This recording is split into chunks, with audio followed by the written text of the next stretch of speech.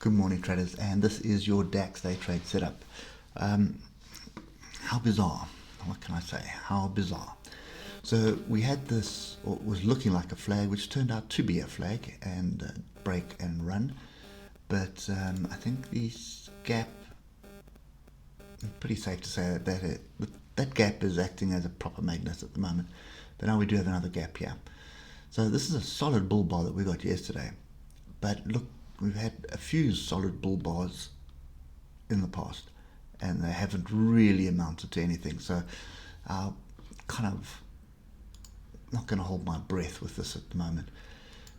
If we come down to 3 hour, so we had a pretty decent break. So to gap up, break away, and then we're mucking around here. We did close on a high. So fairly decent bullish pattern. And I think I just want to put this one level in because we closed above it. Let's just see if we can hold this level. If we can hold this level, and we'll do that on the lower time frames because that's what we're going to need to do. Right, just going to fine tune it a bit. There it is, there. Okay, so quite simple for me. If this is a bullish pattern and we're anticipating a breakout for gap close to the upside, which is 13535, then I would want to see some kind of a pullback retest of 13309. Stop is below this pin bar here, which is, we'll take the fractional, 13178. Okay, so stop is below here, target is a gap up there. So that would be kind of 148 point risk for 215 point gain. Not ideal, but that is a 2-to-1 trade roughly. But I just don't trust this. So for me at the moment, I'm probably anticipating this bottom gap to close. Okay, so anything's possible. Let's not give the DAX. The DAX futures are down 0.2% and was up 2% yesterday.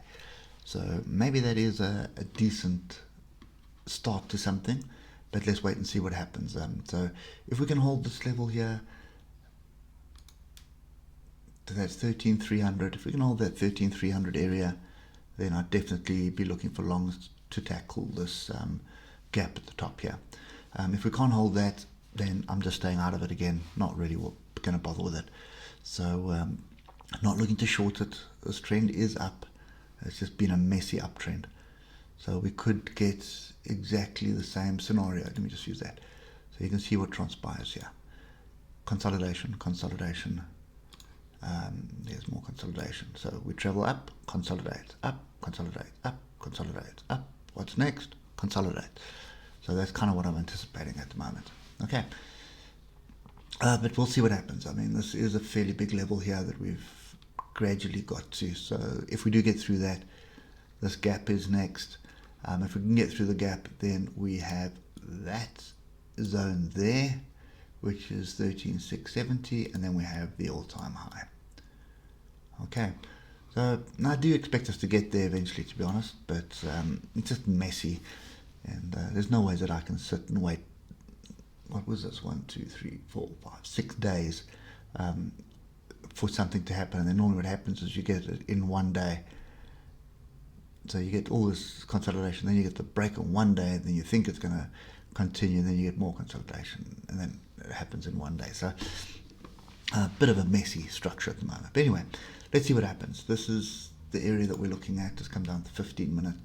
This is the area I'm watching, 13,300, 13,309.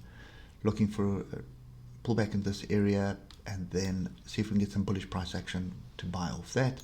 Stop will trail below every single fractional that we have here on the 15 minute. Okay, anyway guys, that's it for me today. Hope that helps you somewhat, and we'll catch up with you later. Cheers for now.